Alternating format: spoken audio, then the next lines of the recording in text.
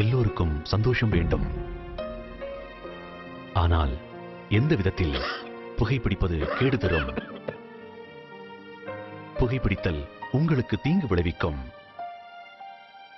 அதோடு உங்களை விரும்புபவர்களுக்கும்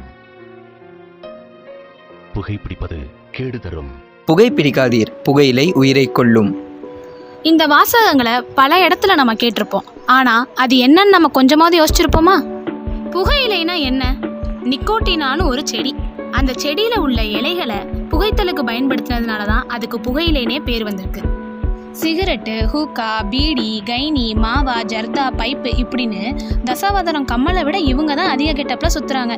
நிக்கோட்டின்ல ஆரம்பிச்சு ரோட்ல போடுற தார் வரைக்கும் கார்பன் மோனாக்சைடு, மெத்தனாலுன்னு உடம்புக்கு தேவையில்லாத 7000 நச்சு பொருட்கள் இதுல இருக்கு. எதுக்காக சார் ஸ்மோக் பண்றீங்க? சும்மா ஸ்டைலுக்கு தான் அடிக்கிறேன். தம் அடிச்சாதான் ஐடியா கிடைக்கும். டென்ஷனாக இருக்குது தம் அடிக்கிறேன். பிடிச்சிருக்கு தம் அடிக்கிறேன். பழகிட்டா விட முடியல. என்னென்ன சொல்றான் பாருங்க அப்படின்னு ஸ்மோக்கிங்க்கு பல ரீசன்ஸ் சொல்ற நமக்கு அதனால சொசைட்டில என்ன பாதிப்பாகுதுன்னு தெரியுமா? வாங்க பார்ப்போம். புகையிலைக்கு பொதுவான வழிமுறையாக இருக்கிறது இந்த சிகரெட் தான். இந்த சிகரெட்டை தயாரிக்கிறதுக்கு 600 மில்லியன் மரங்களை வெட்டுறாங்க. அதனால் 200,000 ஹெக்டேர் நிலங்கள் நாசமாகுது. 84 மில்லியன் டன் CO2 வெளிவருது. 20 மில்லியன் டன் வாட்டரை வேஸ்ட் பண்ணுறோம். ஒரு வருடத்திற்கு 6 லட்சத்திற்கும் மேலான மரணங்கள் புகைப்பிடிப்பதனாலே நடக்குதுன்னு ஆராய்ச்சி சொல்லுது. மேலும் இந்த 2030க்குள்ள ஒரு வருடத்திற்கு 8 லட்சம் உயிர்களை இதை கொல்லும்னு எதிர்பார்க்கப்படுகிறது. பொது இடங்களில் சிகரெட் பிடிப்பது ஒரு தடை செய்யப்பட்ட செயல். அது வாய் துர்நாற்றத்தை தருகிறது.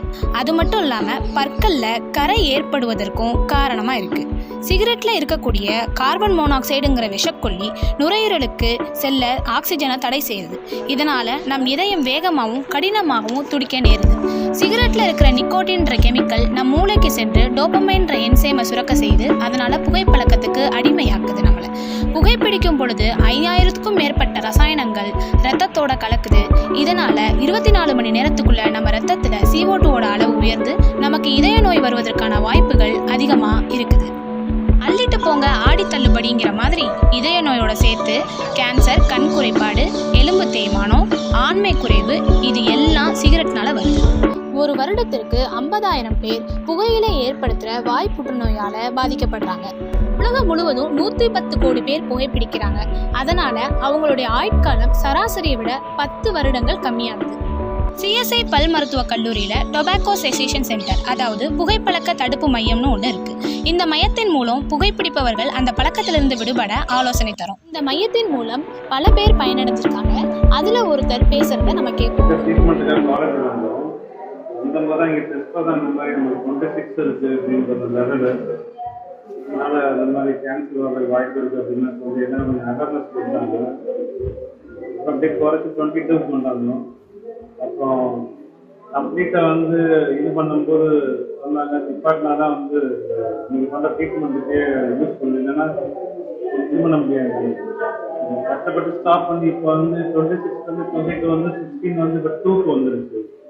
லெவல் 0 ஆக்கி நிப்பாட்டுங்க. அப்போது நான் ஒரு 35 இயர்ஸாக குடிக்கிறேன். 4 பாக்கெட்ஸ் டெய்லி இருக்குது. அது இப்போ வந்து கம்ப்ளீட்டாக ஸ்டாப் பண்ணதான் சொல்லி சென்சேஷன் இருக்கு தான் தெரியுது. But knowing the severity of the problem இப்போ வந்து இது பண்ணியிருக்கேன். இதே மனக்கட்டுப்பாடோடு அப்படியே நிப்பாட்டணும். கம்ப்ளீட்டாக இப்போ வந்து அவேர்னஸ் கொடுத்தனால தான் இவ்வளோ தான் இதாக இருக்குது. 4 பாக்கெட்ஸ் அடிச்சுட்டு இருந்தால் நான் வந்து நிப்பாட்டுவேன் நானே நினைக்கிறேன். லைஃப்பில் இது ஒரு பெரிய எனக்கே ஆச்சரியமாக இருக்குது. Thanks for your advice. Thank you. அதனால இப்ப என்ன சொல்ல வரோம்னா, புகையிலை ஒரு மெல்லிசான கோடு. கோட்டுக்கு இந்த பக்கம் நாம தான் கெத்து, கோட்டுக்கு அந்த பக்கம் கன்ஃபார்ம் டெத்து.